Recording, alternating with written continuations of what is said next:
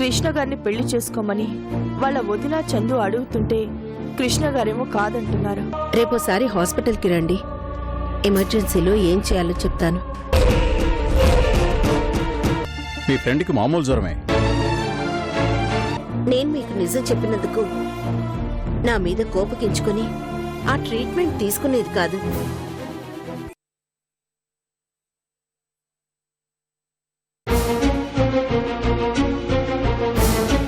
ఏం కావాలి? చందా కోసం వచ్చారా? కూర్చోండి. రాజా, రాజా. ఏంటి, నీ కంటికి మేము చందాలు అడ్డుకోవడానికి వచ్చిన వాళ్ళలా కనిపిస్తున్నామా? మేమొచ్చింది నీ చేత చందాలు అడిగి తీసుకువెళ్ళడానికి కాదు, నువ్వు చేసిన పనిని కడిగి పారేయడానికి వచ్చాము. మీరేం మాట్లాడుతున్నారో నాకు అర్థం కావడం లేదు. పోలీసుల్ని పిలిపించి అరెస్ట్ చేస్తే అంతా తెలుస్తుంది. సిగ్గు లేకుండా ఒక ఆడపిల్ల కాపురం నాశనం చేసి పరాయి మగాడితో కాపురం చేస్తున్నావా?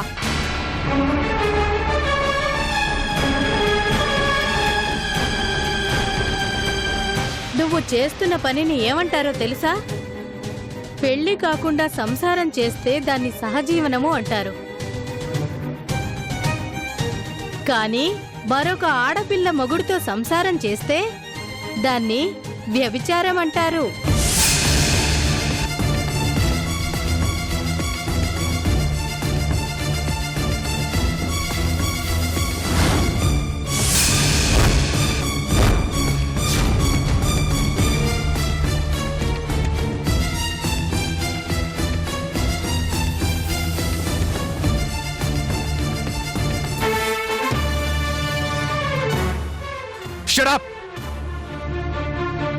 ఎవరు మీరంతా? నా పర్మిషన్ లేకుండా నా ఇంట్లోకి వచ్చి నోటికొచ్చినట్టు మాట్లాడుతున్నారు. ఓహో, అంతగా ఆవేశపడుతున్నావు నువ్వేనా రాజా అంటే? అవును, అయితే ఏంటి? ఏంటా, కట్టుకున్న భార్యని వదిలేసి ఇంకో అమ్మాయిని తీసుకొచ్చి ఇంట్లో పెట్టుకుంటే చూస్తూ ఊరుకుంటావనుకుంటున్నావా? నీ భార్య చందుకి అన్యాయం జరిగితే చూస్తూ ఊరుకోము. మధ్యలో మీరెవరు మాట్లాడటానికి? అన్యాయం అయిపోయిన ఆడపిల్లల్ని ఆదుకోవడమే మా మహిళా మండలి పని. మర్యాదగా ఈ పిల్లని పంపించేసి చందూని తెచ్చి ఏలుకో. నిజానిజాలు తెలుసుకోకుండా పాగితే మర్యాదగా ఉండదు. చందు నేనే వద్దనలేదు, తనే ఇంటికొచ్చి తాలి మొహాన విసిరేసి వెళ్ళింది.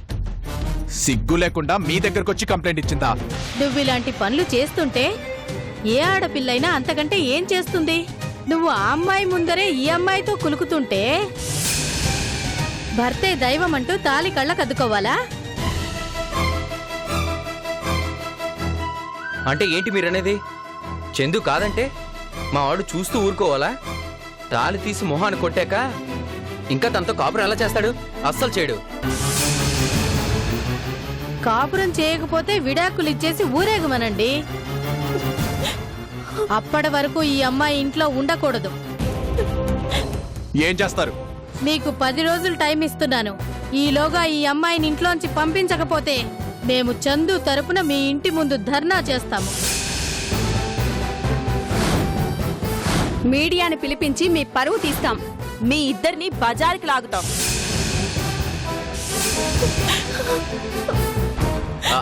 అబేబే, అంతదాకా మేము రానియం. ఈలోపే చందుకు విడాకులిచ్చి రాజా మాధవి మెడలో తాళి కడతాడు. అప్పుడు మీరేం చేస్తారో అది చూస్తాం. చూస్తాం. ఇదిగో 10 రోజులు టైం ఇస్తాం. ఈ అమ్మాయి మాత్రం ఇంట్లో ఉండడానికి వీల్లేదు. అది అంతే.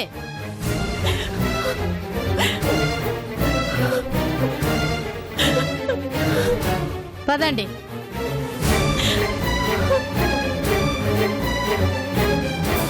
చూసావా రాజా, చందు ఎంతకు తెగించిందో? వీళ్ళు రేపు గొడవ చేసేలోపు నువ్వే ఏదో ఒకటి చేయాలి. మీ ఇద్దరు ఒక మంచి నిర్ణయం తీసుకోవాలి.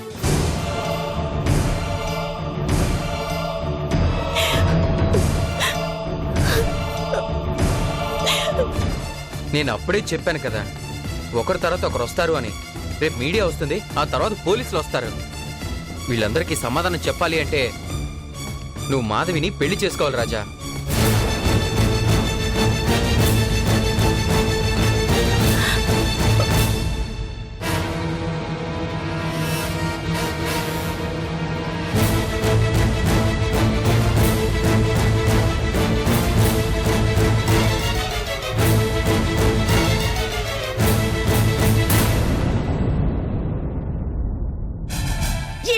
నువ్వు చేస్తోంది? ఆ రోజు మనం అనుకుందేంటి? చందు రాజాల్ని కలపాలని కదా. కానీ ఈ రోజు నువ్వు చేస్తోందేంటి? రాజాని నన్ను పెళ్లి చేసుకోవాలని చెప్తావేంటి? నీకేమైనా పిచ్చి పట్టిందా? నేను ముందు అలాగే అనుకున్నాను మాధవి, కానీ చందు కంటే నువ్వే చాలా నష్టపోతున్నావు. చూడు ఏం జరిగిందో. ఏమైనా జరగని, రాజా చందుకే దక్కాలి అంతే. అందరం అలాగే అనుకున్నాం మాధవి, కానీ దేవుడి నిర్ణయం మారేలా ఉంది. అందుకే ఇన్ని నాటకాలు ఆడాల్సి వస్తుంది.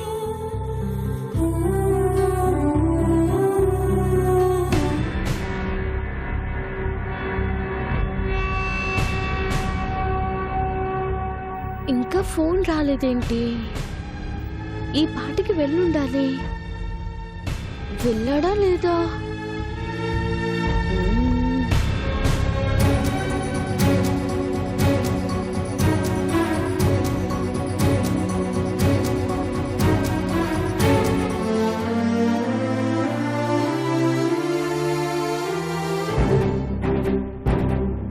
సంతోష్,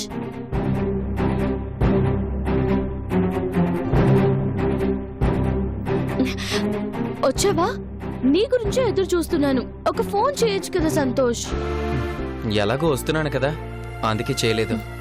అది సరే, ఆ మహిళా సంఘం వాళ్ళు వచ్చారా? గొడవ చేశారా? వచ్చారు. మనం అనుకున్న దానికంటే బాగా గట్టిగానే డోస్ తగిలించారు. అమ్మయ్యా. రాజా ఏమన్నాడు? మాధవి ఎలా రియాక్ట్ అయ్యింది? వాళ్ళకి నా మీద బాగా కోపం వచ్చిందా? రాజా మాధవిని పెళ్లి చేసుకుంటానన్నాడా? చెప్పు సంతోష్. ఎందుకంత టెన్షన్ పడుతున్నావు? ఎలాగో మనం అనుకున్న రూట్లోనే వెళ్తున్నాం కదా. అయినా ఇదేమీ సినిమా కాదు. ఫస్ట్ సీన్లో అనుకుంటే రెండో సీన్లో జరిగిపోవడానికి. జీవితం టైం పడుతుంది. కానీ దేవుడు నాకంత టైం ఇవ్వలేదు కదా సంతోష్. ఎంత త్వరగా వాళ్ళిద్దరికీ పెళ్లి జరిగితే నేనంత త్వరగా వెళ్ళిపోవచ్చు. లేదంటే నా జబ్బు గురించి తెలిసిపోతుంది. రాజా నా గురించి ఫీల్ అవుతూ లైఫ్ మొత్తం స్పాయిల్ చేసుకుంటాడు. అందుకే ఈ తాపత్రయం. నిజమే చందు, కానీ అక్కడున్నది మాధవి. ఎదుటి వాళ్ళ ఆనందాన్ని తను లాక్కోవాలని చూసే మనిషి కాదు. మాధవి అలాంటి మనిషి అయితే ఈ పాటికి నువ్వు అనుకున్నది ఎప్పుడూ జరిగేది. రాజా నువ్వు కలిసి ఉండాలని తను బలంగా కోరుకుంటుంది. తన మీద ఎన్ని నిందలు వచ్చినా తన జీవితం ఏమైపోయినా పర్వాలేదు అనుకుంటుందే కానీ రాజాని పెళ్లి చేసుకోవాలనే ఆలోచన కూడా రానివ్వడం లేదు. మరి ఎలా సంతోష్? దానికి కొంచెం టైం పడుతుంది. అప్పటికి అన్ని విధాలా ప్రయత్నం చేస్తూనే ఉన్నాం కదా. ఏదో ఒక రోజు రాజా మనసు మారుతుంది. మాధవిని పెళ్లి చేసుకుంటాడు. అప్పటిదాకా నేను బతుకుంటానో లేదో సంతోష్. రాజా మాధవిల పెళ్లి జరగాలి అంటే నేను మరింత రాజాని ఏడిపించాలి. నా గురించి ఏడవకుండా ఉండాలి అంటే నన్ను అసహ్యించుకోవాలి. దానికి నేను చాలా చేయాలి. చేస్తాను. సిగ్గు లేకుండా ఒక ఆడపిల్ల కాపురం నాశనం చేసి పరాయి మగాడితో కాపురం చేస్తున్నావా?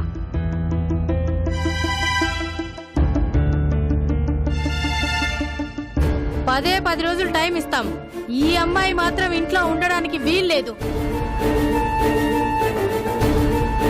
ఈ అమ్మాయిని ఇంట్లోంచి పంపించకపోతే మేము చందు తరపున మీ ఇంటి ముందు ధర్నా చేస్తాము.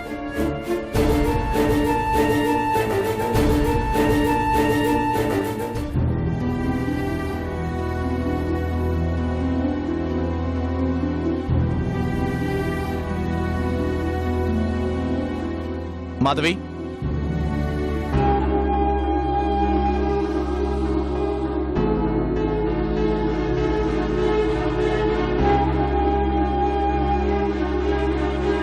మాధవి, నాకు కొంచెం కాఫీ తీసుకురావా?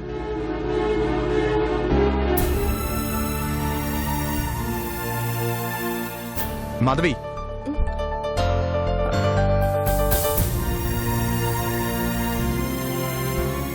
ఏంటి రాజా? ఏం ఆలోచిస్తున్నావు? కాఫీ తెమ్మని అడిగాను, వినపడిందా?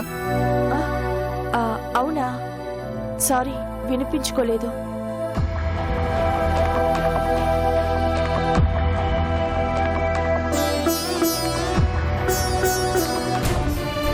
అదే ఏమైందని అడుగుతున్నాను.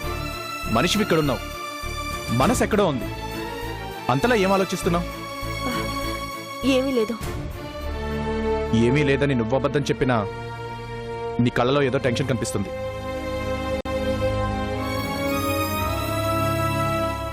నాలో చిన్న తేడా కనిపిస్తే ఇట్టే కనిపెడతావు.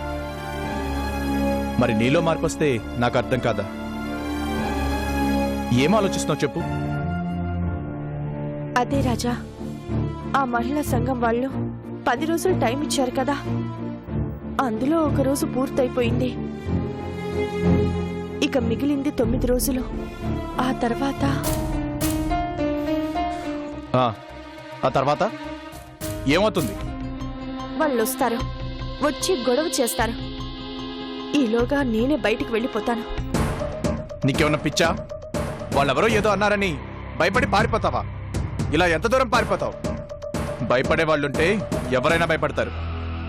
అయినా వాళ్ళెవరో వచ్చి ఏదో వాగేసి వెళ్ళిపోతే వణికిపోతావా? అది కాదు రాజా. చూడు, వాళ్ళు మళ్ళీ ఇంటికొచ్చి ఏదైనా వాగితే పోలీసులను పిలిపించి అరెస్ట్ చేయిస్తాను. అప్పుడు నీ పరువు మరింత బజారు పాలవుతుంది. ఎంతో కష్టపడి ఒక్కొక్క మెట్టెక్కుతూ ఈ స్థాయికి చేరుకున్నా. ఒక్కసారిగా కిందకి లాగినట్టు నీ పరువు ప్రతిష్టలు నా వల్ల నాశనం కావటం నాకిష్టం లేదు రాజా. పరువు ప్రతిష్ట అవేవన్నా పోయాయి అంటే అది నీ వల్ల కాదు మాధవి, ఆ చందు వల్లే నాశనం అయిపోయాయి. తను చేసిన అల్లరి వల్ల పోవాల్సిన పరువు ఎప్పుడో పోయింది. ఈ రోజు కొత్తగా పోవాల్సిన పరువు ఏదీ లేదు. నువ్వు అనవసరంగా ఫీల్ కావాల్సిన పని లేదు. నిజం చెప్పావు రాజా.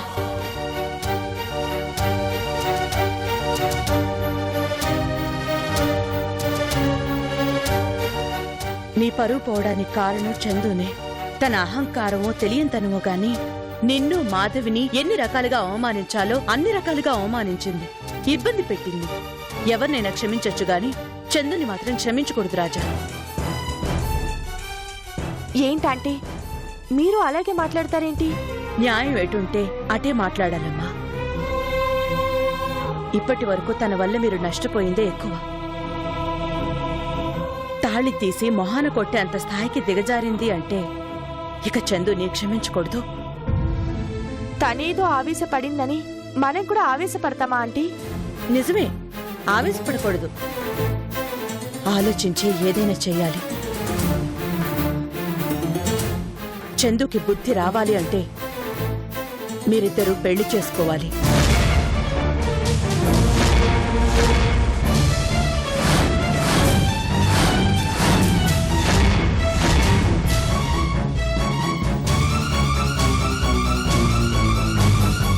ఆంటీ, అవునమ్మా, నేను బాగా ఆలోచించే ఈ విషయం చెప్తున్నాను. నిజంగా చందు చేసిన పనికి ఇప్పటికే రాజా పరువు పోయింది. నీకు చాలా అవమానాలు జరిగాయి. అందుకే చెప్తున్నాను, మీరిద్దరూ పెళ్లి చేసుకుని అందరి నోళ్లు మూయించండి. మీరేనా ఆంటీ ఇలా మాట్లాడుతోంది? చందు వాళ్ళమ్మ పోయాక ఆ బాధ్యత మీరు తీసుకున్నారు. తనని కన్న బిడ్డలా చూస్తున్నా మీరేనా ఇలా మాట్లాడుతున్నారు? నేనే మాట్లాడుతున్నానంటే అర్థం చేసుకో మాధవి. ఈ ప్రపంచంలో అదృష్టవంతుల్ని చెడగొట్టడం ఎంత కష్టమో దురదృష్టవంతుల్ని బాగు చేయడం అంతే కష్టం.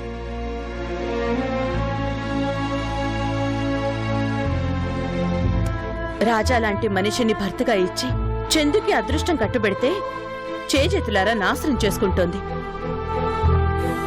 ఎవరు చెప్పినా వినకుండా తన పరువు తీసింది, తాడి విసిరి పారేసింది. మహిళా సంఘాల వాళ్ళ దగ్గరికి వెళ్లి మీ ఇద్దరి గురించి అసహ్యంగా మాట్లాడింది. ఇంకా తను నా బిడ్డని వెనకేసుకురావటం మహాపాపం అమ్మా. నాకు చందు బాధ్యత కాదు, రాజా బాధ్యత కూడా ఉంది. అందుకే చెప్తున్నాను, మీరిద్దరూ పెళ్లి చేసుకుని చందుకి బుద్ధి చెప్పాలి. వద్దంటే ఎంత కష్టమైనా చందు రాజాని ఎలా కలపాలో అది ఆలోచించండి. నన్ను ఒక అనాథలాగానే చూడండి, అంతేకాని నాకు రాజాకి పెళ్లి చేయాలనే ఆలోచన కలలో కూడా రానివ్వకండి. కాఫీ తెస్తానుండండి.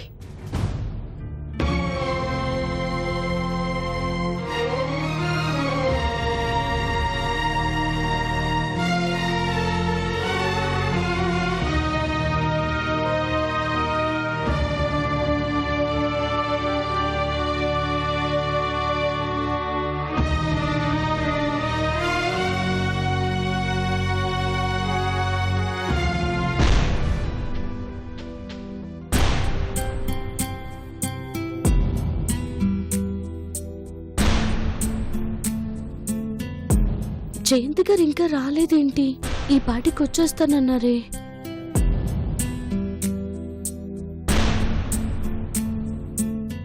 చందు, బయలుదేరదామా? అలాగే డాడీ.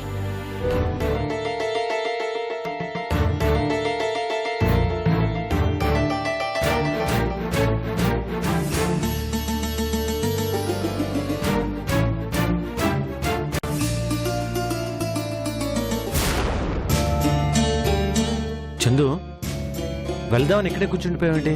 పదా. అది కొంచెం ఎందుకో కళ్ళు తిరుగుతున్నట్టుంది డాడీ.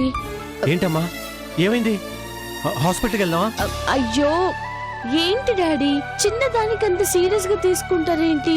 ఏం కాలేదు, అంతా బానే ఉంది. అది కాదమ్మా, ఒంట్లో బాగోపోతే వద్దు. నాకు బానే ఉంది డాడీ.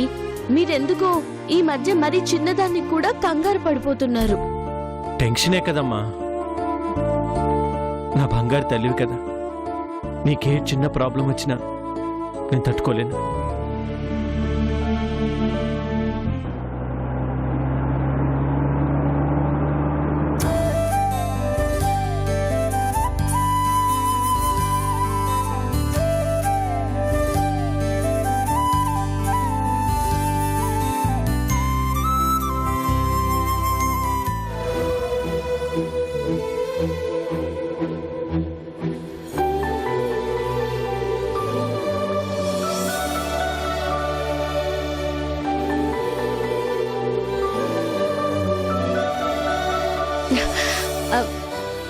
ఏంటాడు అలా చూస్తున్నారు?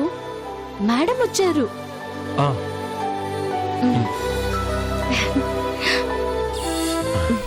Good morning madam. Good morning daddy. Jayanthi గారిని ఇలా చీరలో చూస్తుంటే అచ్చం మమ్మీని చూసినట్టే అనిపిస్తుంది కదూ? చందు, ఏంటా మాటలు? తప్పమ్మా. ఇందులో తప్పే ఉందిలే కృష్ణ గారు. నేను మీ సూర్యలా ఉంటాను కాబట్టి అలా అనుకుంది. అది సరే మేడం, మీరేంటి సడన్గా ఇటువైపు వచ్చారు? చందు గుడికెళ్దామని చెప్పింది కదా. అవును డాడీ, నేనే రమ్మని చెప్పాను. చీర కట్టుకుని గుడికెళ్ళాలని మేడం కోరిక, అందుకే చీర కట్టుకోవడం నేర్పించాను. మరి గుడి కూడా తీసుకెళ్ళాలి కదా. ఎలాగో మనం వెళ్తున్నాం కదా, అందుకే రమ్మని పిలిచాను.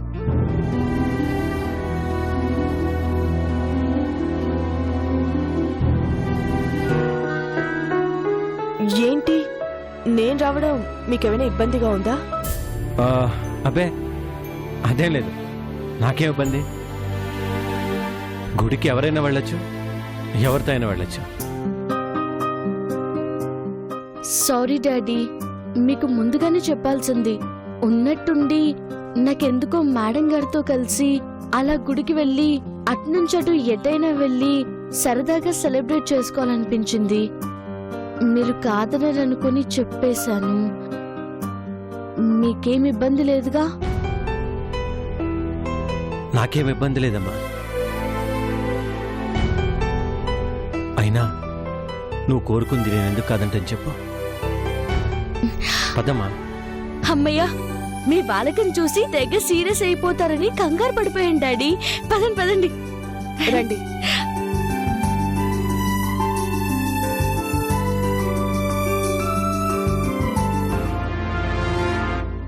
మీరు పదండి డాడీ.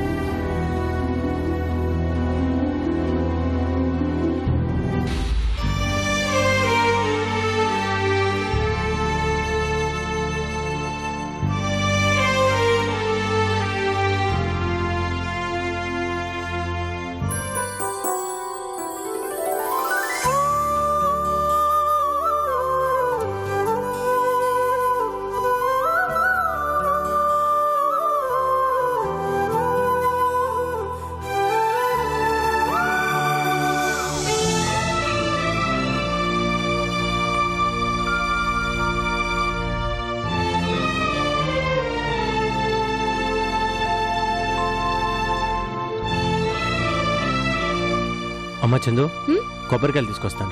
అలాగే.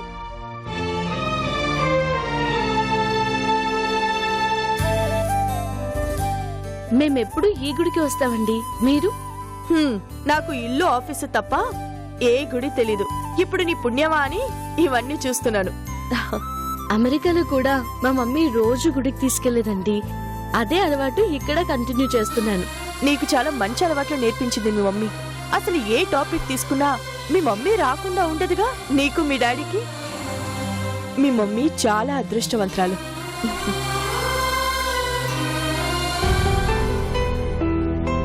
చందు వెళ్దామా? ఉమ్. పదండి మేడం.